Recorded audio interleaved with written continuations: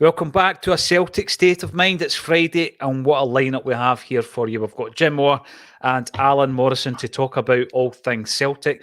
It's always refreshing because Jim comes on every couple of weeks. Alan makes an appearance once a month, so we're certainly not going to be repeating ourselves. There's lots to catch up on, guys.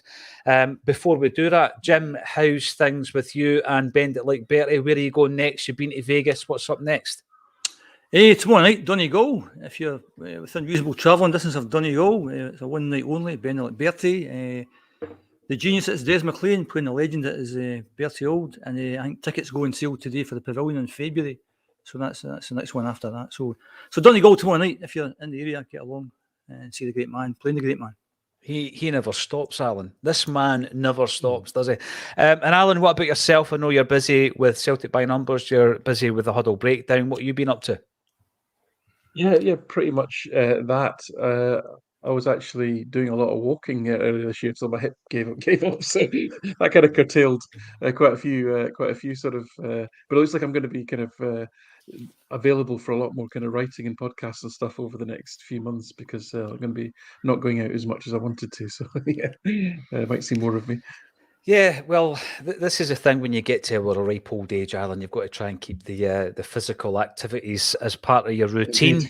Indeed. But what comes with old age are things like dodgy joints and dodgy hips, etc. And it's a brilliant podcast so far. I feel your pain. Yeah, I know, but you've got to remember, Jim, on a Friday when it's us three, the average age kind of goes up through the roof. We can whinge like old men for an hour, can't we? We can. That'll bring the listeners in. Absolutely, absolutely. Brilliant. Yeah, I don't know who I'm meant to be in that show. Yeah, wine, exactly. People want to talk about new signings, targets, the friendlies, everything that's coming together during the pre-season. And I found it interesting the other night that in this age of communication and technology, Jim, we could not get an update on the Celtic game. Fair play to them, because that must be quite a difficult thing to do. Why did we want to know? Well, we're anoraks and we're needing our fix as Celtic, aren't we? But at the same time, I'm interested to see how Brendan Rodgers lines up. And we're going to talk a bit about that today in relation to some of the comments he's made about Joe Hart, some of the comments Joe Hart's made. We'll start off with the goalkeeper position. Where are we with the goalies? We've already shipped 2 out, Jim. Joe Hart still very much number one choice for you, do you think? Or are we going to go into the transfer market and buy someone else? It's quite funny this morning. I get a text from Paul John Dykes. Here's your homework for today, which hasn't happened since Laura Bradburn was on the podcast. So bring back Laura. That's what you were shouting. That means you've got to go and Google stuff and find out what's happening. And Big Andy's away, apparently. That's a bit of a shock to me. So I don't pay much attention to friendlies. I don't pay much attention to close season. I like to have a wee break before the madness starts again. I'm a bit concerned as to where we are just now. I know it's, again, that old negative guy, but you've got a choice of 3 old guys today. So I'll be the old negative guy. That I'm a bit concerned where we are just now with the whole thing that's happening. Angie goes away, that kind of destabilises everything for me. Peter Law's back, Brendan's back. It seems to me we're taking a wee step back. We're not signing people as quickly as we did under the big man. Goalkeeper's a position that's vital again. So, I'm a bit concerned. Joe Hart's the only man in the building at the moment who can play in goals. So we need somebody else to challenge the big man. And we need him in quickly, because I think a lot of fans are actually saying that maybe Joe Hart's not good enough. So that's a concern, as is Cameron Carter-Vickers' injury. So I think there's a number of things that are concerning this kind of negative guy here. Well, you know what, Jim? I wouldn't call you negative. I think you're very realistic. And with regards to the goalkeeper position, you are right. At this moment in time, Joe Hart is the only show in town, because what we're left with is Benjamin Siegrist and also Scott Bain. Now, neither of those goalkeepers, I don't think, had a great time of it last season. Siegrist, for personal reasons and injury, didn't play many games. Bain, when he did get an opportunity to play at Easter Road, had a bit of a shocker, a bit of a Reggie Blunker, as they used to say. And so we're left with Joe Hart. But Alan, I want you to tell me your thoughts in relation to the style of play that Ange introduced at Celtic, where the goalkeeper was utilised as part of that, possession playing out from the back. And we know that Brendan Rodgers also likes to do that, but he does it differently. And the role of the goalkeeper is different, isn't it? Well, it's similar. I mean, I think for quite a while now we've had suboptimal options in goal. If I'm being honest, I know Joe Hart's a big name, a great personality, has all this sort of non-performance kind of specifics, if you like. You know, he ticks all those boxes in terms of impact on the dressing room, young players. They're all important things in the grand scheme of thing. But in terms of performance on the pitch, you know, at 36 years old, if I was to summarize it from a sort of performance analysis perspective, take off the table who Joe Hart is, his personality, his reputation, etc. He's a fairly average goalkeeper. He stops roughly the shots that he should do, but he's not a game changer, especially against better opposition. And obviously, he's getting older.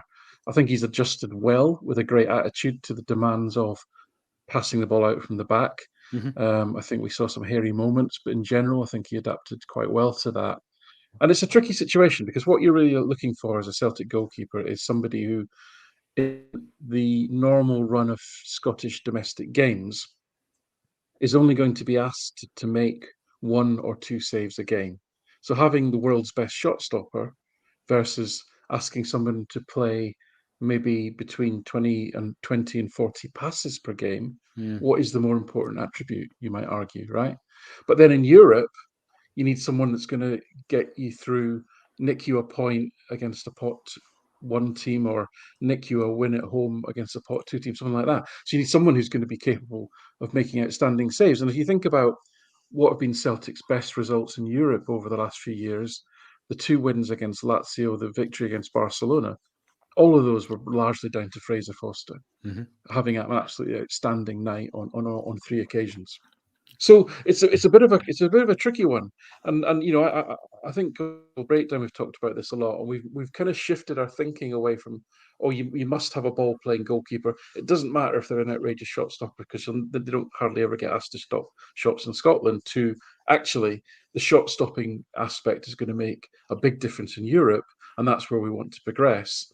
And if they're slightly average with the ball at their feet, well, you know, is that something you can kind of live with? Because you're not going to be able to afford a brilliant shot stopper who's brilliant with their feet because they'd be playing at Man City now, sort of thing. So, long story short, I don't think Hart ideally fits that profile. I think he's adequate, if I'm being honest. You know, all his stats indicate, as I say, he saves roughly what he should, but no more. And he's not going to change the game in Europe particularly. So I think we do need to improve in that area. Is it the top priority? I'm not sure. But I think we should be looking at Europe and thinking, can we get in who potentially is going to move us from bottom of the group to third in the group, at least as a first step, and get us through to playing Europe after Christmas? That's, to me, would be the priority. Alan, how does Joe Hart's stats stack up against Craig Gordon? Do you know? Sorry, I've not. So you're doing a lot of Bradburn on me, aren't you? It's my new role. What's what I'm doing now? Asking me to do real-time homework. I'll just send you a text. I just wondered, obviously, because Craig Gordon was in last time that Rodgers was here, so you know it's whether we've got a similar goalkeeper. You know, good shot stopper, with the ball at his feet. Again, you know. Yeah, I think that's fair, Jim. I've not done that analysis, but I think you're right. I think the Gordon that Rodgers had was an absolutely fantastic shot stopper, but he seemed actually quite churlish and reluctant to adapt his game with the ball at his feet. I mean, it's interesting when you see him for Hearts, he almost gleefully punts the ball on the pitch as if that's what he's comfortable doing. But so yeah, I think it's a good shout, and I'll dig into that. But I think the way you summarised it was right. How did Schmeichel play at Leicester under Brendan? He's similar. That one as well. Shot stopper as well. No, he's a very good shot stopper. A bit like Hart, he's not great coming off his line. He's not particularly mobile anymore. I mean, he's getting on a bit as well. But he could turn games in the Premier League because of his shot stopping ability. And I think we'll come on to this with Rodgers. I think Rodgers being at what was a sort of middle to bottom EPL team, I think has probably changed his thinking, and we'll come on to that later. But yeah, Schmeichel's very similar to Hart, is long story short. Mm-hmm. Okay. I think it's really interesting that you used the examples in Europe there, Alan, of Lazio and the double-header, and also Barcelona, and the importance of having that standout goalkeeper. I know that, for example, Danielle in the comments often comes in to say we need an upgrade, we need a new goalkeeper. Some people disagree with that. I think the signing of Joe Hart has worked. I think that in the first 2 seasons that he has been the goalkeeper, he has done what we would expect. He could have done better in some games. Every goalkeeper would say that. But we might be in that situation now where another goalkeeper could be coming in. I'm really interested to see some of the signings that are coming in. We're going to be talking about those names as well. And we'll be looking at how things have, or if they have changed since Rodgers was here first time round. The other thing, again, watching not as closely Rodgers' Leicester team, looking back to his time at Celtic before, Alan, and looking at some of the links that we've had in the transfer window so far. The fullback position is one that I've been looking at as well. And obviously, with regards to the fact that Johnston has been injured, you're looking at that area of the park. You're looking at the left-hand side, you're thinking to yourself, or I certainly am, is Taylor going to be suited to the style that Rodgers played certainly the first time he was at Celtic?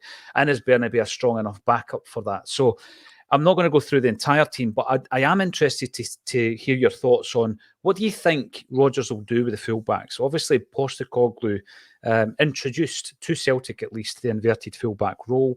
Lawrence on Tuesday was saying that that's something that we could revert to if required because we've got the personnel who can fit in there. Is it something Rodgers will do? Will he revert back to his usual overlapping fullbacks? So I think so. One thing I'd recommend, and shameless plug here, but it's worth it.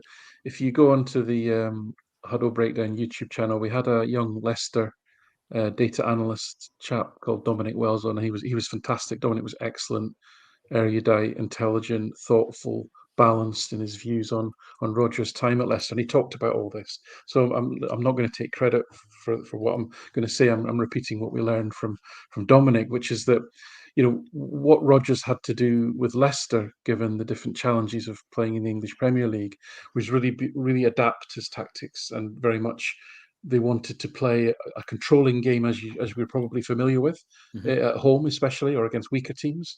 But when they played some of the bigger teams, and especially away from home, he often adapted his style of play, and he adapted his approach. And I think we'll start to see some of that that Rodgers has learned in the last nearly 4 years that he was at Leicester. Really overperforming for the vast majority of that time, for 3/4 of that time at least. As far as the fullbacks are concerned, I think Rodgers said himself he had used the inverted fullback system a little bit at Liverpool. What Dominic said to us is at the beginning of last season, it's what he wanted to do at Leicester, and he had the two. I think he had James Justin and is it maybe Castan? I can't remember exactly the individuals, but he had Ricardo Pereira, I think it was. They had two players, fullbacks, who were well suited to that role, and they played it in about 6 or 8 of the opening games.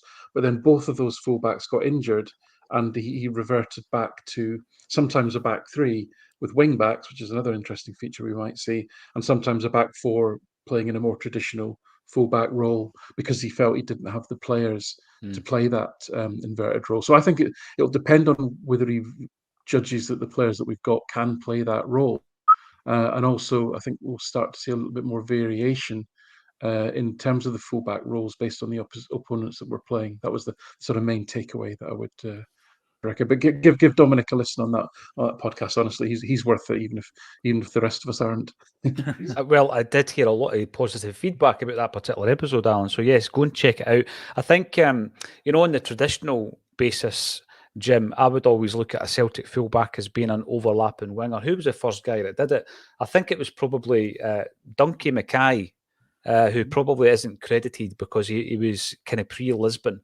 But he was an overlapping fullback when fullbacks at that time were expected just to defend. And then it became a tradition for Celtic. And you had, obviously, when you watched the European Cup final back, the involvement of Jim Craig laying on a shot for Tommy Gemmell. So who's covering for those guys in the heat in Lisbon? But that became a tradition for Celtic all the way through, and right up to Danny McGrain doing the same, and various other fullbacks.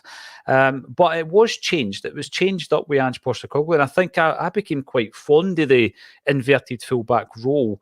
But now that I'm looking at the 4 fullbacks that we've got, I know that you could extend that and say we've got Montgomery, he's out on loan. Scales can play left back. He apparently featured against the Portuguese side the other night, although nothing's been confirmed from Celtic. And I'm looking at Alistair Johnston, Tony Ralston, and then on the left-hand side, Jim, Bernabe and Taylor. And if we were to revert back to, what I always remember under Rodgers was Lustig and Tierney. That's the 2 fullbacks that I associate with Brendan Rodgers' first time round. Both could go up and down the lines. Lustig wasn't as mobile as Tierney, obviously. And then what they would do is kind of tuck in, and it would turn into a 3 at the back whilst we were in possession and attacking. I think we're probably more suited to that, ironically enough. I think, contrary to last season, and that being a feature of Ange Postecoglou, I think the one who was really suited to the inverted fullback role was probably Taylor. Whereas, Bernabe likes to go forward. Tony Ralston, I think, likes going forward. Johnston has shown that he can do it as well. What's your thoughts, Jim? Do you adapt to the players you've got at your disposal, or do you play the way that we played successfully last season? I can't imagine us playing the way we played last season. I mean, new manager comes in, he'll have his own ideas how to do things. That's another slight concern about how long it's going to take the players to get up to speed to play whatever way that the new manager wants to play. Also, given the fact that within Scotland, we are, apart from one other team, so far ahead of everyone else. I mean, do you want your fullbacks mainly to be fullbacks who can defend, or you want guys who can get forward and put in good crosses and score goals? And I certainly go for the latter one. Europe's a different kettle of fish, so it's almost like playing 2 different teams for kind of 2 different scenarios, I think. But yeah, it'll be interesting to see how the players do react. Because somebody like Taylor obviously loved that system. If he's got to do something different, how long does it take for him to get up to speed? Is Bernabe a better bet? Does that put Taylor under, a bit of pressure to try and keep his place in the team? So I think there's a lot of interesting things about to happen. And again, my concern is the league starts in 3 weeks. So we're not exactly sure how the team's going to line up, who's going to play where, what signings are going to come in, who's going to be fit to start the season. So it's just a shame that Ange's going to be destabilised everything, because we need to sort out a lot of things pretty quickly. And the style of play, he needs to hammer that down. And although I'm not a big fan of close season games, we do need a number of games to get that kind of ironed out before the season starts, because we're in for a pretty tough start. Now we know the first game, but heading up to Petrodi in the second game, pretty tough. We need all this stuff ironed out before it starts. So I'm sure the new manager's got this thing sorted out in his own mind. You've got other things happening with these new contracts coming in, different players, and other players maybe haven't signed new contracts, ones that you maybe thought would have the Hitatis and O'Reillys. Is that because they've been offered money and knocked it back? So I think there's a lot of kind of turbulence at the club just now that the new manager has to sort out, and the style of play is right up there, because new guys are coming in, and will they fit his system better than, because you just said last season the 3 in midfield, O'Reilly, Hatate, McGregor, stick on. But under a new manager with a new system, are they necessarily the best 3 players? Alan? I'm going to ask Alan a question around this, because I remember we discussed it back when I think Rodgers was still in charge at the time, Alan. So I want to ask you a question in relation to that.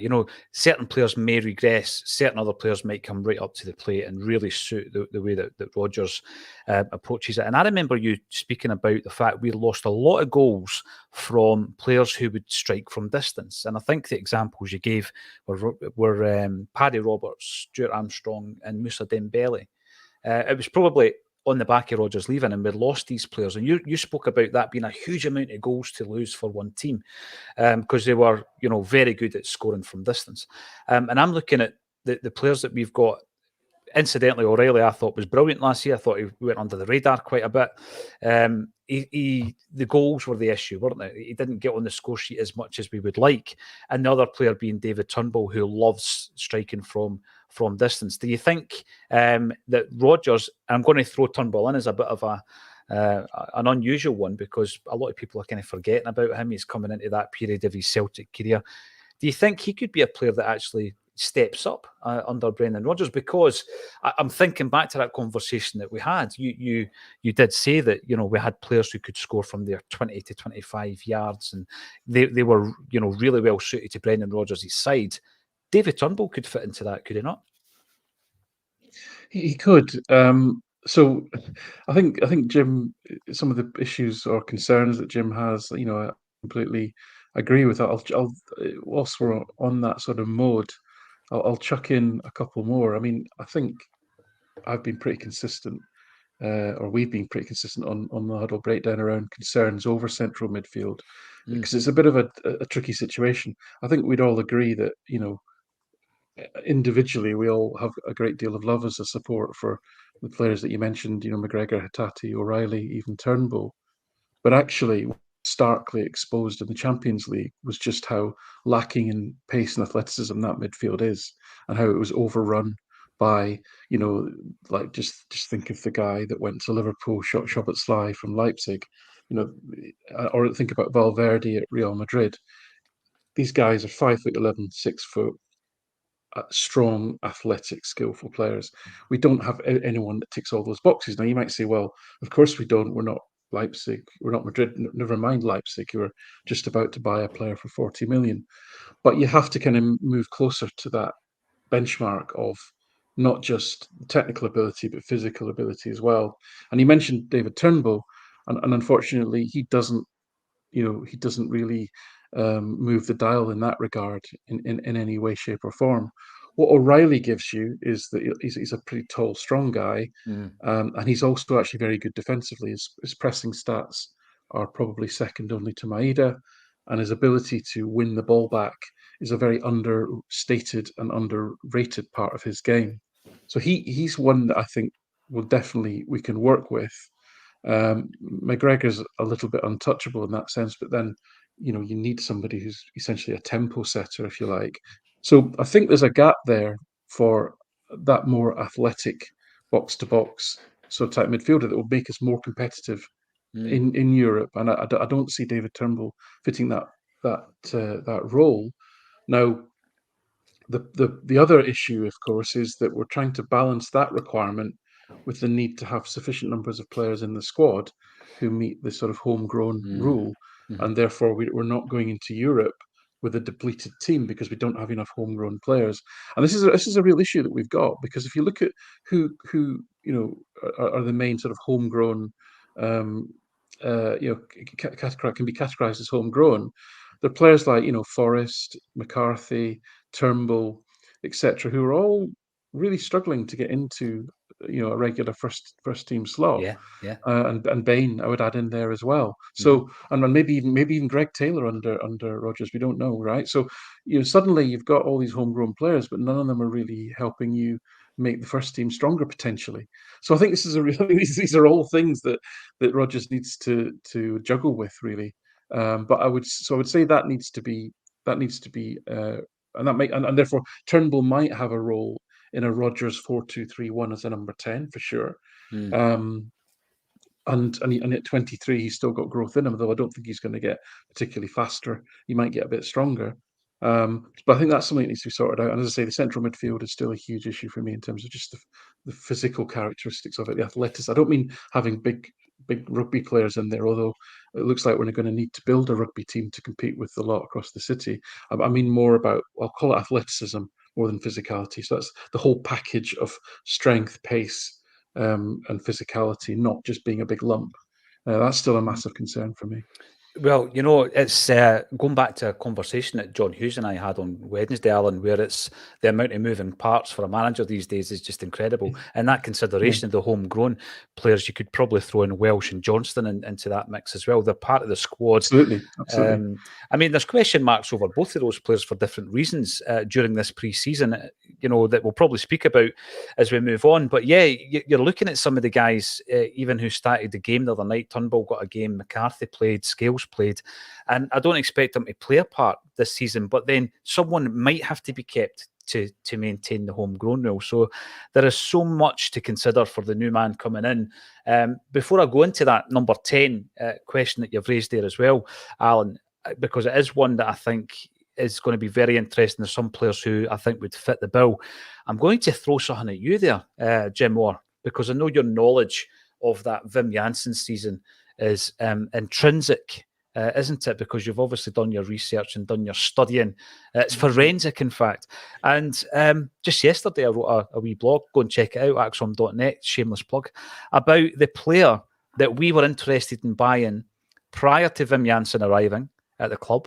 He was scouted by Davy Hay, and Davy Hay had 10 players that we were interested in buying. The list was handed to Wim Jansen, and he passed on Gianluca Vialli of Chelsea, who was very interested in signing for Celtic. Is that one that you were aware of? Can you remember that interest, Jim? There was loads of players at the time, loads of managers at the time. So how many were serious? Who knows? Yeah, do you get Vialli instead of Larson? The way things turned out. I know. Hey ho. That's it. And obviously we get linked with lots of. I mean, you wonder how much truth is in a lot of these stories, and I think things tend to grow arms and legs. And given the age that we're in just now, it's all growing arms and legs, and that's why I'm happy to take a wee break in the close season. I'm not fussed if they're not showing these games in TV, because Alan and I are from an era where not only would you not see friendly games live, you'd have no idea they're actually on. So and it doesn't really matter. Then it gets about getting minutes and legs and all that kind of stuff, and having it outside the public gaze is actually no bad thing, I think. But because we live in an age where we have to see everything, we have to see it now. It's got to be instant, Jim. It's got to be instant. And it's guys like you that are pushing this. So calm down. Instant gratification. That's what it is. We need it. We need it right now. The reason I bring it up, the link I would make to that is at that time, I mean, disagree if you feel it's necessary. I would have thought at that time, 1997, Vialli was the marquee, the big name signing. Larson, I'd heard of Larson. I remember him from the World Cup. I think he scored in the 94 World Cup, didn't he, in America? Yes, indeed, yeah. So I do remember Larson, probably because, visibly he was so striking with the dreads and all that kind of stuff. So I do remember Larson. I wouldn't say he was an underwhelming signing. You knew he had a bit of calibre about him. You knew that Wim Jansen was aware of the player from his days at Feyenoord. But Vialli was the big name, wasn't he? But as Jim says... Do you think Vialli would have convinced Di Canio to stay? Well, believe it or not, the agent actually said that, and I think it was the last-ditch attempt to try and get Celtic to sign Vialli, because they apparently shared a flat, Jim, when they played for Juventus. They shared a flat in Turin, Vialli and Di Canio, who... for all intents and purposes, had basically gone on strike and refused to go to the Netherlands for the pre-season camp. But the reason I'm using that is that there seems to be a clamour, and there's another name today that is apparently going to be confirmed for bigger name signings. And my point is, it's not always necessary. I think, Alan, what you need is someone who fits the profile that you're looking for, rather than go for the big name, go for the big transfer fee. What's your thoughts on that one, Alan? Because I understand it as a football fan. You just want that news. You want it to be, big name signing and all that. But do they actually fit the profile you're looking for? Yeah, so I'm more and more coming to the conclusion that, there's no one answer to that, right? So what I mean by that is, because I've been reflecting a lot on the Callum McGregor contract, 5 years, 30 years old, and thinking about that. And it comes back a little bit to that sort of Joe Hart conversation about, what is Joe Hart's utility over and above just his goalkeeping? Is that it's okay. A few things to unpack here. Number one is, let's just go back to the previous conversation. What I think is much as Postecoglou was sorry, Alan, you froze there for a second. Sorry about that. Oh, sorry, am I here? You're back. You're back. Okay, yeah. As much as Postecoglou seemed to have a very coherent way of recruiting specific players to play specific roles in the team, and that was very successful.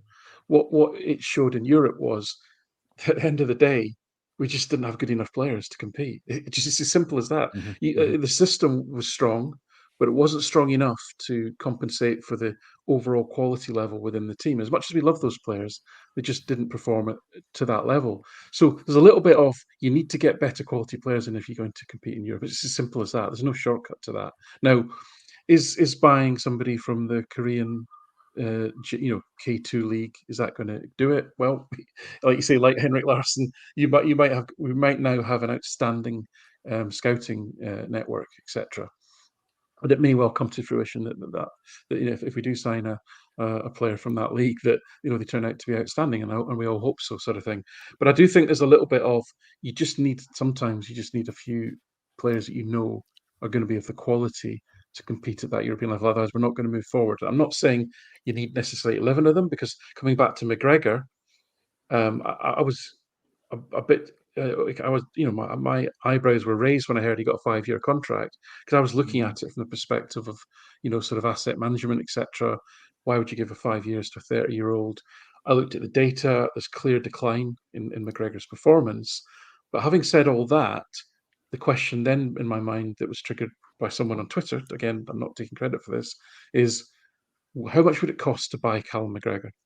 Right now, the effective cost. Let's say that McGregor is now on Celtic's new sort of improved top tier wage of, let's call it, 50 grand a week. The cost of McGregor over 5 years is roughly about, I think it's maybe, is it £6 million or near £10 million. But what I would suggest to you is, if we went into the market to buy a player exactly like Callum McGregor, it would cost you an awful lot more than £10 million, A, for the transfer fee, and B, for the wages over a number of years. Mm-hmm. So in some respects, that kind of makes sense, because what you can't have every signing being a project, and you can't have every signing being a player that you're looking to flip in 2 years. You just can't build a football team like that. So you need a spine of players that are effectively going to be there for the long haul, and that's why I think we'll see that possibly Hart. I'm hoping Carter Vickers, definitely McGregor, and it looks like Kyogo, which is essentially the spine of the team. They're going to be there for the long haul, and then around about that you have a mix of asset management and projects that you flip. So that's the way I'm starting to see it. But to come back to your original question, I just think to do better in Europe, and that's what Rodgers has been consistently talking about, and that should be the benchmark for us. That should be what we aspire to do. We just simply need better players. Mm-hmm. Absolutely. Also, the fact that if this new wage system, there's a chance that might destabilise other players within the club. That's always a bit of a balancing act to have, because I don't know the numbers they're on, but 50 grand sounds like a lot to me. But if they're on that kind of money, you're going to have the Matt O'Reillys and the Hatatis saying, well, if he's on that, we want a bit of that. And also that becomes the benchmark of new players coming in. You want to see a big player, I want to be on at least what the highest paid players getting. So that's always difficult. And I'm not saying we shouldn't push the boat out, but it's such a difficult balancing act. That one, on the one hand, pay the big bucks, but just watch what you do with that, because we could end up like another club if you don't watch that and make sure the books are balanced. Mm-hmm. Yeah, definitely. I mean, another wee point, just taking back a kind of sliding doors moment. You talked about Vialli there. They signed Vialli, they don't sign Larson, and Di Canio stays. Do you think we stop at 10? I don't either. No, Di Canio just blows things up. He does. Because even some of the players, Jim, spoke about the fact that Di Canio, as an individual, as a flair player, he was entertaining. He brought a lot of personality and character to the dressing room, but he was an individual. He wasn't that team player that was so important in the season under Wim Jansen, wasn't it? Yeah. So it was more about the sum of its parts, the full team rather than each of the individuals. And as much as I would have loved to have seen him playing another season, as much as I would have loved to have seen Cadet teaming up with Larson, you know what? It worked out all right in the end, didn't it? And that's why sometimes in football you think, well, we're actually glad that didn't happen. Because that you're right. may not have that outcome. So sliding doors, hey ho. Sliding doors, yeah. I'm just going to throw Vialli in there with Rivaldo and also my favourite David Ginola as guys who got away. Paddy Lavery, always an absolute pleasure to see you coming into the chat. If you want to make a comment, disagree, agree, throw in another suggestion, then subscribe to the channel and you can make a comment. So always great to see you, Paddy. We've also got Michael the boy. Good afternoon, boys. Good afternoon to you also. And Kevin Mullen comes in to say afternoon, Acsom. And the grand old age, he doesn't say old, I threw that in, of 40. But how refreshing is it now that we are going into the new season feeling so confident the way the club is run now? May good times continue. Well, we were feeling like that. And then Jim brought it right back down to earth. I'm not going to. Listen, a couple of times there, we've mentioned the name of James Forrest, right? And over the last wee while, with the departure of Ange Postecoglou, the departure of Jota, the arrival of the return of Brendan Rodgers, there's been a lot of chat around loyalty in football, how it doesn't exist, etc. And there's one player in this squad who no one could ever say hasn't been loyal. He is a one-club man. I mean, Callum McGregor will be known as a one-club man, even though he did have that spell at Notts County. But James Forrest, 14 seasons in the first team, scoring in every single one of them, hugely decorated player. And the testimonials coming up. Jim, would that have a wee bit more interest for you in terms of a pre-season game because of the event that it is and who it's for? No. No. I built you up there and you just said no. Unless the game means something, I'm not interested. I don't know if I said that the St Mirren game towards the end of the season, you kind of go there, then you get there 10-3 and you take your seat and you think, well, what's my expectation today? I'm not that bothered if they win or they lose or whatever happens. And fans are going mad when they lose a daft goal in the first few minutes because there's nothing at stake. So chill. I think one of the concerns I have, one of the few concerns I have at the moment, is the fact we don't have a lot of experience in that squad. It's a lot of young players. And I can see James Forrest playing a number of games this season until we get the players in that the new manager wants, because we don't have that experience there. And it's quite a young team, with maybe 2 or 3 exceptions. And the signings we've made so far are young guys again. So to me, that's a bit of a concern. But to go back to James Forrest, fantastic servant, deserves everything that comes his way. And I think under the new manager, certainly until we sign some more players, I can see him being a fixture in the team. But the new guy being injured, the guy we've just signed, Tilio, is that how you pronounce that? Yes. With him being injured, Mikey Johnson's injured, Jota or Yoto, whatever Brendan Rodgers calls him, away. You're looking for experienced players. And I think, again, not to be too pessimistic, but we've got a game in 7 weeks at Ibrox. 7 weeks tomorrow, I think it is. If we could play them tomorrow in the current situation, I wouldn't be confident at all. Because, I've said since January, in a one-off game, it's been pretty close. And I think we're weaker than we were at the end of the season. I think they're stronger. So, for me, a lot of things have to happen in the next 7 weeks, because the first Glasgow derby, that's the pivotal game of the season. What happened last year, the 4-0 game, you put your marker down, they never came back to us, never laid a glove on us after that. So that's the big game. We have to be ready for that game, and we can't go there without Carter Vickers. We saw what happened last time, going there without Carter Vickers. So that's a tangent. James Forrest, brilliant servant. I think he'll feature quite a lot under Brendan Rodgers, certainly at the start of the season. Well, the reason I brought him up was in relation to what he's deserving of the capacity crowd, in my view, anyway, because obviously we bemoan the lack of loyalty in the modern game, and then you've got this guy James. And by the way, that's an interesting take on it, Jim, and I don't disagree with it. Obviously, with regards to talking about a spine of a team, I do think that there is a need for the core element of a Celtic side, and for some of those players to be homegrown. Call me a traditionalist if you like. They've got to be good enough, of course they do. And Forrest is in there for a number of reasons, not to play 50 games in a season. And I don't think that he will disappear without a trace, and obviously the appearances will taper off slightly. But I just think he's deserving of it. My first game I ever went to, Alan, was Tommy Burns' testimonial against Liverpool in '87. It's something that happened a lot more regularly back then for obvious reasons. And I'd just love to see a full house for James A. Forrest. Can you see it happening? Don't know. I don't know what the current situation is. I've just seen some comments that maybe not a lot of tickets have been sold. That would be a shame. I suspect we live in different economic times now, difficult for a lot of people, and also there's probably a feeling amongst a lot of supporters that footballers, especially at that level, are very well paid. Therefore, what's this all about, kind of thing. But we don't have many games. Coming back to the Portimonense friendly, such a misstep by the club. They have to realise there's an insatiable appetite among Celtic supporters for content and to see the team and to have news and to interact with the club, and they surely have to do better in that regard. And again, hopefully they'll do a good job marketing this Forrest's testimonial, because as you rightly say, he's been a magnificent player for Celtic and absolutely deserves it. I do slightly disagree with Jim. I don't think he's going to be playing much of a role. I think that Rodgers' style of play is not that much different from Postecoglou's. and Forrest as a sort of counter-pressing winger. Those days it's just not there. It's just not there.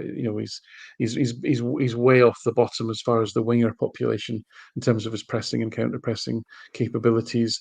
We can see that he doesn't quite have the same pace. I know he's an intelligent player. I know he picks up good positions. He will have some utility, but I just don't see him being an integral part of the team, sadly. And this is the other side to the stuff I do on the data side. Sometimes you've got unpopular opinions because I'm just following the data. Really, I'm not giving you a personal view. I love James the same as I love most of the Celtic players. It's just that I can see that he's just not going to be unless he goes through some physical transformation, which gives me the same tablets. I'll be glad. I just don't see it happening. I think unless we sign some players, you're thinking. Again, not to harp on about it, if we're out in 7 weeks' time and we've got a pretty inexperienced team, you might play a James Forrest for his experience. You might play James McCarthy for his experience. I'm not saying they should be there in merit, but I just think until we start, because what's happened with Jota, Mikey Johnson, Tillio, they're not there. I don't think. Also, echo Alistair Johnson. Also, echo the point Alan made about why are testimonials still kicking about for players at that level? I remember the John Kennedy one. 70s where we can understand that, where guys' career's been cut short. But they come in, I think, in the 60s and the 70s. There's a bit of kind of loyalty where a player's been there for 10 years and players didn't get paid that much back in the day. So this was a chance, bit of a pension for them. And that's why they were well supported. But in the day and age we're at just now, James Forrest, 14 years or so, he's a pretty wealthy young man. He doesn't need that. So, I mean, it's different if it's a player for Livingston or Morton or something like that. You say, fair enough, go for that. But I just don't understand why we've got testimonials in this era. All grumpy, negative. No, I get that. I get that because you look at the Lisbon Lions, for example, and I actually don't know the answer to this, but how many of them actually got a testimonial? Because I know that if you look at all their careers, the average length of time that Lisbon Lions was at Celtic was 12 years. Bobby Murdoch certainly didn't get a testimonial, and he was here for the best part of his career, Jim. I know he went to Middlesbrough at the end of his career, but he never got a testimonial. I think there's also been certain years where they've tried to have a testimonial for the Lisbon Lions and it's not happened, like under the old board, because those guys didn't make a lot, apart from the guys who maybe want to manage teams, etc. But you're kind of, most of that team, like Bobby Murdoch's of this world, didn't make a lot of money. Stevie Chalmers, so that's worthy of doing, absolutely. But I just, players at the top level these days who are earning silly money, and then when you put one on and not many people turn up, it just looks a bit silly. I know. I would much rather it sold. I always remember going to the Granty one, and there was a big concern it wouldn't sell out, but I think he got about 40,000. I've not checked that yet as an attendance. Pat Dolan. Swoop and jet are words that any true Celt should never use. Right? I'm just adding them to the list of things I shall not use on this podcast. I'm sorry, Pat. If you want a job of writing the headlines, give me a shout. It's not easy, People get employed at news sources to do that, and I have to do it myself. Thou shall not use the words swoop and jet. Right, I've added them to the list. Thank you very much, Pat Dolan, for that. William O'Toole, anyone have a Scooby? What the back four will be? Right, the reason I'm bringing this up, it looks as though William's sharing a few of the concerns that Jim has here in relation to some of the injuries and the fact that, it could be argued that at this moment in time, we're a wee bit weaker than we were last year due to the fact that one of our main men is away. I'm going to come to yourself first, Alan. Let's start off with the centre-halves then, okay? And we'll talk about the right-back as well. So, Carter Vickers, the main man, there was some footage of him hobbling, as would be expected after his injury. He's going to be out for a while. Who do we play? Who do we marry up at the moment with Starfelt? And I asked the question yesterday, or is it a case that at the moment is a priority to get a body in? Are you quite happy with Kobayashi or Iwata, Stephen Welsh perhaps? Yeah, I mean, again, I think that there's lots of quality needed still to, as was shown last season, as I say, to compete at the European level. And again, I come back to that has to be the benchmark, not opposition and are they good enough to compete at that level? That's what you're really judging players against. So, a bit of a question mark over all of these. I mean, as you know, with Starfelt, again, like Jim, with people perceiving him being negative rather than realistic, I always get hit with a stick when, there are players in the squad, well, 2 players in the squad really, who are adored by the fans and whose data is just a million miles away from the perception of them. And one of them is Carl Starfelt. So as much as Carl Starfelt improved, and I have to say that for sure, he did improve last season, it was from quite a low base. And he's now, I would say, at the same level as some of the centre-backs we had in Rodgers' first time around. Your sort of Sviatchenko's, your Simunovic's. Well, what we actually need is we need 2 central defenders of the quality of Carter Vickers to move the dial from a European perspective. So I'm still really waiting for that other centre half that is, of that similar quality to Carter Vickers, and then I'll be happy. But we can't just respond to every injury by saying, oh, we've got to get another body in, because at the moment, we know another thing on Rodgers' massive to-do list that Jim did a great job of outlining at the beginning of the show is, we just simply have got far too many players in the squad. And actually, one of the biggest tasks is really for Rodgers to decide which ones are not going to be playing a future role in the club, balance that up with the homegrown rule, and then it's over to Nicholson really to find a way to get rid of these players, and that'll free up some wages to get hopefully some better players in. So that, to me, that's why I'm not too concerned at the moment at the pace of development. I'm kind of a bit quizzical, I guess, is where I'm at the moment. So if we sign this South Korean winger, and there's now a South Korean central defensive midfielder, 22 years old, mooted to be joining. We're about to swoop for them. We're about to swoop for them, Alan. That's 4. I won't call them projects because that has a connotation to it, but there's certainly 4 young players that we don't really know, are they going to move that dial from a European benchmark perspective? And there's no sort of hint of that quality that I mentioned that I think we need some of. But I'm still reasonably sanguine about it because Rodgers has got to do his due diligence over the whole of the squad. He's got to have a good look at the players. Being away, being on tour, as they are, is a great opportunity to do. I don't think, this style of play is going to be a million miles away from Postecoglou. So it's not like we don't have the players that I think can play how Rodgers wants to play. It's a relatively young squad. There's lots of asset value in it. So all those things are good. And although Jim's right, we've got only so many weeks to the opening game of the fixture of the season. Remember last season how for the first maybe 6 weeks of the season, I can't remember exactly, certainly the first month of the season, I think maybe longer, we only had 1 game a week, and therefore we had a whole week in between on the training ground. So I'm kind of thinking we shouldn't be panicking anything like at the moment. We need to be patient. But on the other hand, I can see a hell of a lot of work that needs to be done around squad management, and the first priority needs to be getting rid of players that are just not going to feature. Yeah, the question was asked. By the way, Pat knows it's tongue in cheek, as was your comment, but absolutely. But I do remember those terms being used back in the 90s, alongside the stories about helipads, where you could actually swoop and jet players in to your stadium because there would have been a floating roof on it and all that kind of stuff. Jim, I totally get that, because the question that was raised the other day was around McCarthy, who you've already mentioned, and guys like Liam Scales, and people that personally I don't think they're going to make an impact in the Celtic side. And we've been running last season with 12 guys out on loan. You don't want to have that, do you? You don't want to have the guys that are on the periphery, not contributing to the side, still on the money, still on the books, really.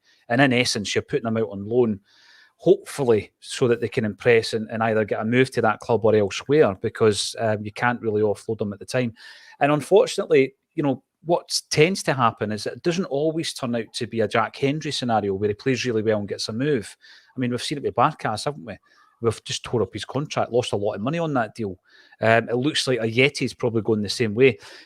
So, yeah, we've got to trim the squad as well, Jim. And from your kind of, if we've got Alan at the top there, with the data and the analysis, and you've got yourself with the figures, Jim, what's your take on that? We can't carry 10 guys that are not contributing.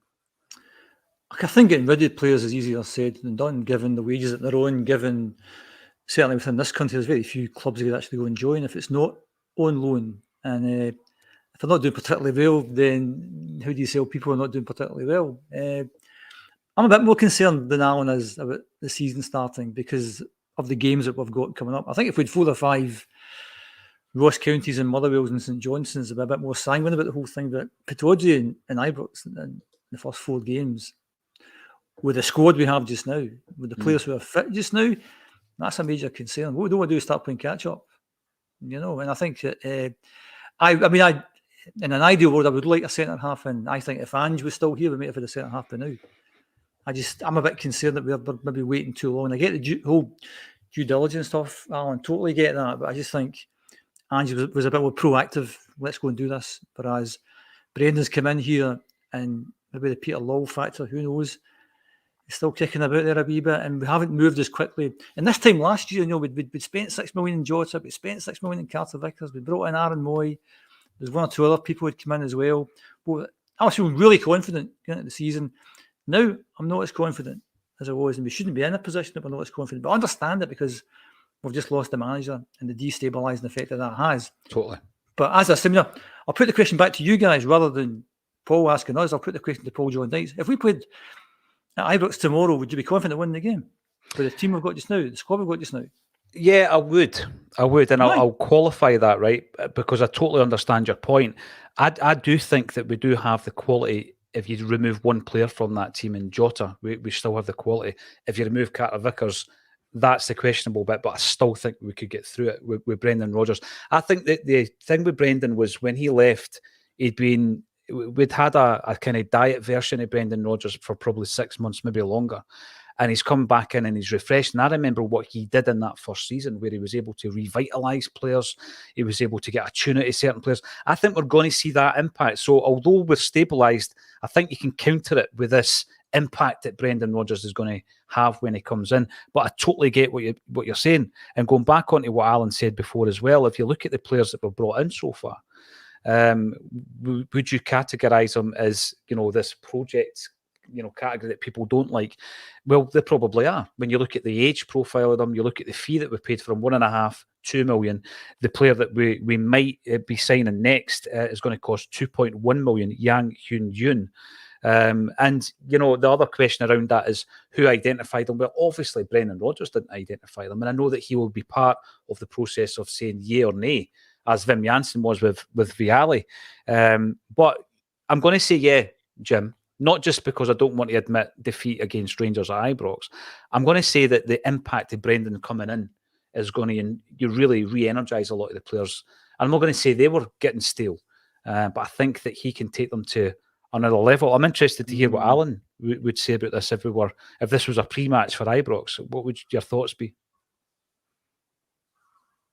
Yeah, I hear what Jim's saying. I think, you know, there's a difference between thinking tactically and strategically, right? So tactically, I agree. You know, if you're going into a big game without Johnson and Carter Vickers, who are easily Celtic's top 2 defenders, that is a concern.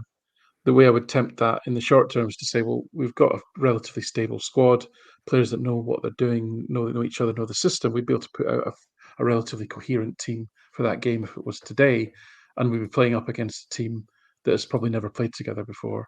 And, you know, they've got a lot of new signings, a lot of the players that they've leaned on heavily over the last few years, they've left, and they've got a lot of these new players in. And let's not forget, none of these new players that have been brought in were in demand. They were all either end of contract or not wanted and sold at a discount by their selling clubs. So, you know, will it be good enough to beat most of the teams in the SPFL? Yes, it will. But I think we're trying to operate in a slightly different market. I think we're trying to buy players that are of that higher quality. Now that comes with risk and more uncertainty. It's more difficult to do. You know, the higher the weight, the higher the transfer fee. You know, is that player, if they're of that quality, some of them might not want to come to Scotland. You know, just don't see Celtic or Glasgow as a you know, attractive proposition. The wages will inevitably be higher the more money you spend. So it just takes longer to buy better players in that respect. Whereas if your market that you're shopping in is the distressed Poundland shop, then obviously it doesn't take as long to buy players, and you can quickly get a lot of players in very easily. So again, I'm not panicking. I do take you know, Jim's points on board, and certainly if it gets to sort of a week before kickoff and the end of the transfer windows and so forth, you know, and we're not any further forward, then I'll be hopping probably before that point for sure. Yeah. It goes back to the point we made as well. in relation to getting a player in, either because you know the stature, the profile, the name, but not necessarily, it's not going to necessarily fit what we actually require, Alan. And the players, I'm not belittling them by calling them project signings. I'm just looking at the age of them, where they've come from, the fees attached to them, and there's no guarantee that they're going to use the term again, hit the ground running. You don't have to shell out £6 or £7 million to make sure that it's going to be a success, and I think Ange showed that. One thing I was going to point out there as well, that Tony Cassidy brings up, and I was going to mention it, the John Kennedy one, I really liked the way he approached that. I think the first high-profile, anyway, footballer that did that was Niall Quinn. I think he had a testimonial, gave all the money to charity. John Kennedy did the same. And there's definitely a percentage of the James Forrest money going to the foundation. I don't know what the percentage is. So that, again, is something that the modern day player should be doing, in my view. Now, we're talking about being worried or being ready, Jim, for the big games. Let's have a look at some of the fixtures. So we've got a game tomorrow against Portimonense again in Portugal, and I'm guessing that there's going to be no coverage of it tomorrow at 11 o'clock, 11 a.m. And then we have our 2 games in Japan against Yokohama, F. Marinos and Gamba Osaka. Following that would have been the South Korean leg of the tour. That's, as you know, been cancelled. So we're going to go to Dublin and play Wolves, which is, again, I know a lot of people are looking forward to. And then we have the James Forrest testimonial against Athletic Club of Bilbao before we kick off against Ross County at home on the 5th of August. Now, these things can happen really quickly in terms of transfers, and we have been in for 2 players which may or may not be confirmed over the next couple of days, one of whom is Ying Hyun Yun. And by the way, his connection to this club has been long-standing now. Is linked to the club, rather. He's a right winger. He's 21. And also we've got Kwon Hyuk Kyu, 22-year-old South Korean, who's a defensive midfield player. So it looks as though we're going to bring in another couple of bodies in the next day or two. But I would expect us to have a few up our sleeve as well, Jim. I mean, the point I always make about Jota is he became a superstar at Celtic. When we brought him in on loan, I don't know what your Portuguese football knowledge was. I wasn't aware of Jota. I know that isn't a criteria when Celtic are looking for a player. Have you heard of him? But he became a superstar when he was at Celtic. It's a wee bit like Edouard, wasn't it? When he came in, he was an academy player at PSG. He became the player at Celtic Park. So all the guys that were mentioned, we're not writing them off, Jim. But, this may not be an issue. I want to hear your thoughts. They're not Brendan Rodgers signings, are they? No. Quite clearly not, but obviously, as you said, he must have okayed them. And anything. I mean, what you love about football is anything can happen. Some things come together. Jota comes to Celtic and plays under a manager who wants him to play a certain way, and he does really well. And all of a sudden, he's getting £10 million a year. So it's just your luck a lot of the times. And we're signing the young Australian guy who's coming, who's done really well in that league. What kind of standard is that league? I don't know. Is it that high? It looks really good in that league. Will it be good in this league? It's a lot more physical here, etc., etc. So who knows how things will go. Although I don't like these, although I've got not a lot of interest if it's not a serious game, I hope the team plays well. If they're going to go to Japan, I hope the fans in Japan see them playing well, scoring a few goals, etc. I think the Australian thing last year was a bit of a damp squib in terms of how that panned out. So hopefully they play well and they entertain the fans that come along and see them. Particularly the game in Dublin, I think we should be going to Ireland every year, I think, and England every year, as a thank you to the thousands that are coming over from Ireland for every game and not from England every game. That should be a sort of kind of, we should always be doing that. And I get the Japan or the Australian thing because obviously who the manager was or who the players are, and good for the brand of the club, etc., etc. So hopefully they play well in these games. And because you've never heard of these players, you don't know what to expect. I'd like to hear the centre half at the end when you say somebody, this guy who's a centre half. That'd be good to hear, because that's my main concern. I mean, I thought I've been the last hour. That's all I've sounded like. Been a bit concerned about this season, but we do need, as Alice said earlier, we need a no-nonsense Carter Vickers 2, basically, to play alongside Carter Vickers 1, who's injured at the moment. So that's why there's a bit more concern this side of the mic. No, you're right. But again, I think you said earlier, it's due to the fact that we lost our gaffer. And that's what it comes down to, because everything was going really smoothly. We were signing players in a transfer window for, let's say, the next transfer window, if you like. They were getting time to bed in. We were doing our business early. Maybe that player was Kobayashi, and maybe the issue with that is it's not quite worked out yet. And again, I'm not writing off the player. I'm going to bring in this point because we've almost run out of time already on this Friday afternoon. Ridiculizer comes in to say, I've never witnessed any other footballer in my life get so much time to try and get into the team as Mikey Johnson. We'd have launched him long, long ago. Now, I said the other day there, this is the third pre-season in a row that we have asked about the Mikey Johnson question, Alan. Is this the last chance saloon? This is the third year in a row we've asked that question. And then you get the news that he's out for another 3 months. Now, by the way, I feel really sorry for the boy. I really do, right? Because it's a new start under Brendan Rodgers. But you start to ask the question, is his body built for this level of football? Because he doesn't seem equipped for it physically. Yeah, and listen, so just for balance, I tweeted exactly the same yesterday. So, but just for balance, he had a season in Portugal last year where, as far as I can tell, he was available for every game. Now, he didn't, in terms of his minutes, he averaged about 50 minutes per appearance. So it wasn't like he was a relied upon starter and always, played, very rarely played the full 90 minutes, etc. But he played in nearly every game. I think it was only one game that he wasn't even on the bench. And so it looks like last season, and again, Portugal, a lot less games. I think rather than the 60 games that you play at Celtic, I think maybe there was 34 in the league and maybe another half a dozen cup games at most that he was asked to contribute to. So there's a lot less demand on his body in that sense. But if you look at before that, the 3 years that he was at Celtic, he was available. So he missed 89 out of 166 games through injury. That's more than half. It's about 54% of games he just simply wasn't available for. But it's not just not being available, because obviously you can then be available in terms of your injuries here, but then you've got to get up to match fitness. So it's usually longer.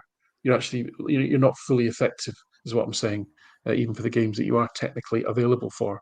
So, and then when he did play, you're looking at a lad who's got a tremendous amount of skill in terms of technical ability, but again, doesn't really get his head up, doesn't really sort of appear to be a very good decision maker, and therefore, if you strip away all the injury stuff, forget about that, park that, and just said, would he get into the team on merit? I'm not so sure. He would get in ahead of Abada and Maeda, certainly not Jota, etc., and probably not even James Forrest, to be honest. So for all those reasons, I just think to me it's somebody you just have to make a decision on. I do feel sorry for the kid, but nobody likes to see your players being injured. But data's all about trends, and what do the trends say? He's just simply not available. No, that's the thing. And I remember Brian McClure saying that one of the big things for him at Manchester United was if you weren't available, Ferguson would get rid of you. If you weren't fit, if you had problems like that, or you weren't living your life right, your lifestyle wasn't right, which meant you weren't available for training or games, he wouldn't keep you. And it might take a harsh decision to end Mikey's career. I was actually looking at Mikey Johnson, Jim, and thinking that all the worlds were aligning here. He'd had that season where he'd played a bit of football. He's broke into the international team. He's coming back with Brendan Rodgers, who obviously rated him as a young player. And then this happens and he's hit a brick wall again. But there does come a time where you've just got to cut ties, I think. It's such a cutthroat business, and Alan's stats are pretty damning, aren't they? And I mean, again, what I love about football is luck plays a big part in these things. I was watching that Icons of Scottish Football. Have you seen it yet, you guys? I've not watched that yet. Yeah, Alan, you seen this? Charlie Nicholas and watch the Charlie Nicholas and Steve Archibald ones in particular. I watched them back to back, and I think what you'll find is that a lot of Celtic fans might change their opinion of Charlie when they hear him talking. And I've always been fascinated with Steve Archibald, which for a lot of younger generation would not even heard of Steve Archibald. And in my ignorance, I always thought he was a lucky player. He played with Clyde, scored a lot of goals, got transferred to Aberdeen, scored a lot of goals, got transferred to Spurs. And all of a sudden, he's playing with Glenn Hoddle and Ozzy Ardiles 2 or 3 seasons. And he goes to Barcelona and he takes Maradona's number 10 jersey, and they won the league and he's a big hero. And you see all that in quick succession, you realise he has to be up there and one of the all-time greats of Scottish football. And I always thought he was lucky. I always thought he just was the right place at the right time. And the football memories that I'm involved in, I got chatting to a couple of guys who play for Clyde with Archibald, and they said anything but. He said the most determined guy you would ever see. Mm-hmm. Picked fights with guys twice his size. Always wanted to succeed. And when you watch the football icons thing, that just leaps out the screen. Archibald, determined, nothing's going to stop me. I'm going to make it. And you contrast that with Charlie, who naturally gifted guy, never achieved his potential. So if you've not watched the football icons, they're really well made. But if you have a chance to watch Charlie and Archibald back to back, the contrast is just astonishing. Why am I saying this? Luck at the end of the day. I mean, who could have said that when Ange came in, he didn't sign Jota, but he gave Mikey Johnson a game. And all of a sudden, Mikey Johnson scored a hat-trick in his first game. Before you know it, bang. But I think, to get back to the point, the stats that Alan just read out there are pretty damning. I don't think you can make a case for keeping him. And it's a shame that it's a cutthroat business. Mm-hmm. Two things I would add to that. I've not seen the Icon series. I've heard a lot about it, Jim. Charlie Nicholas, I've interviewed him twice. He was phenomenal when I spoke to him. He was clearly a Celtic fan, and a lot of people will be scoffing at that because of his persona as a pundit on the TV and things he said about Celtic, and I totally understand it. But the one thing that I would say is that his departure from Celtic was kind of painted as though he was this young guy who couldn't get out quick enough. I've heard a lot of that. But there's two sides to that story, isn't there? And the fact that Celtic wanted the money, they wanted him out ASAP because they were going to make £750,000 out of him. As I said, watch it. I think any Celtic fan has to watch the Charlie Nicholas one, because two things are very evident. Yeah, the point you made, and without giving it away, how he ends up, his last few words and what he actually says on this thing. It's fascinating. So I'm going to watch that. And the other thing about Archibald, I remember a quote from Stevie Archibald saying that his aim in a game was whoever was marking him wouldn't know what number he had on his back. He would play the game in such a way that you would have that defender on the back foot at all times. I loved that. Was it not Billy McNeill that signed him for Aberdeen, Jim? Yes, because Billy McNeill had a bit Clyde, and then McNeill went to Aberdeen and took him with him. And that was my kind of, he's just lucky. He's lucky McNeill went there. He's lucky that he had one season where the season Aberdeen won the league, 1980, the first time, scored a barrelload of goals. Spurs, we'll have him. And you think, how lucky is this guy? All of a sudden you're playing with Hoddle. And, if I was playing with Glenn Hoddle, I'd look good because he's pinging balls at me and I'm scoring goals for fun. He was just dead lucky, and he goes to Barcelona. And you're thinking, what a career.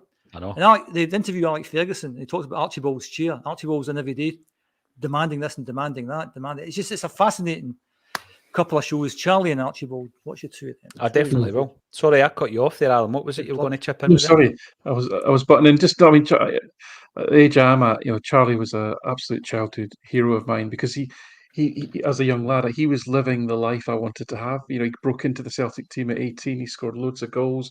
The way that he played was how I tried to play football, but failed miserably. Just with a lot of skill and but for injuries, Alan. But for injuries, it was that dodgy elbow, wasn't it, Alan? That's right. Yeah, something like that. Yeah.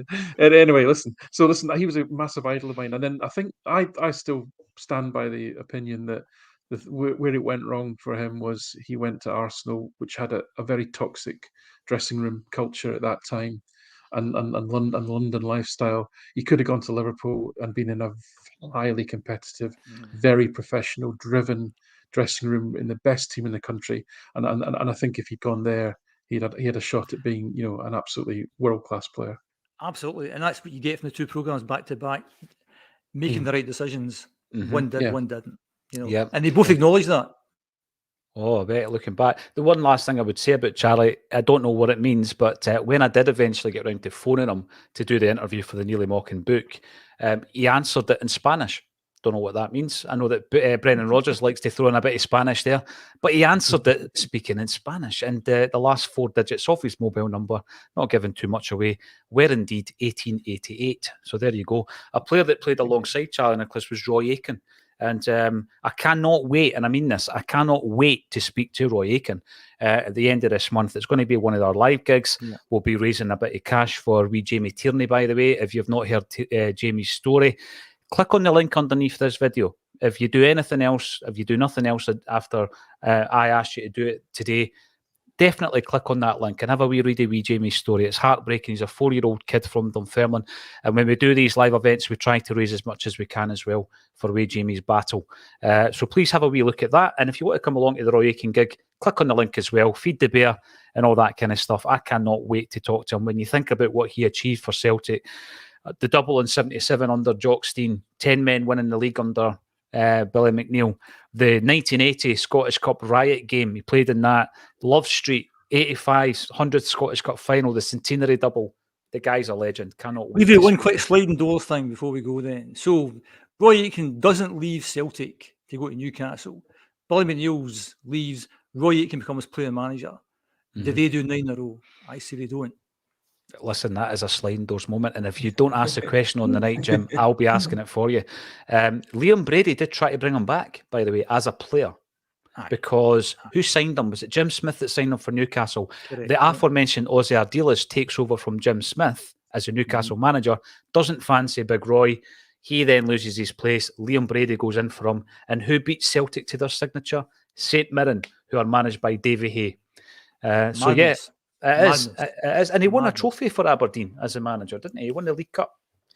But I mean, anyone who's seen Roy Aitken, and that was like my favourite Celtic team, maybe similar to Alan there, because all the guys are similar age to me, Roy, Murdo, Davy Provan, the guys. And that was the first time I actually went home and away for a few seasons. So I love that team, and I love Roy Aitken. I'm a real fanboy, fan man of Roy Aitken. So I'm really looking forward to it, because he doesn't do many Q&As, as you say. So it'll be fascinating to hear the big man. And all his teammates that played in that team, they're the guy they always talk about.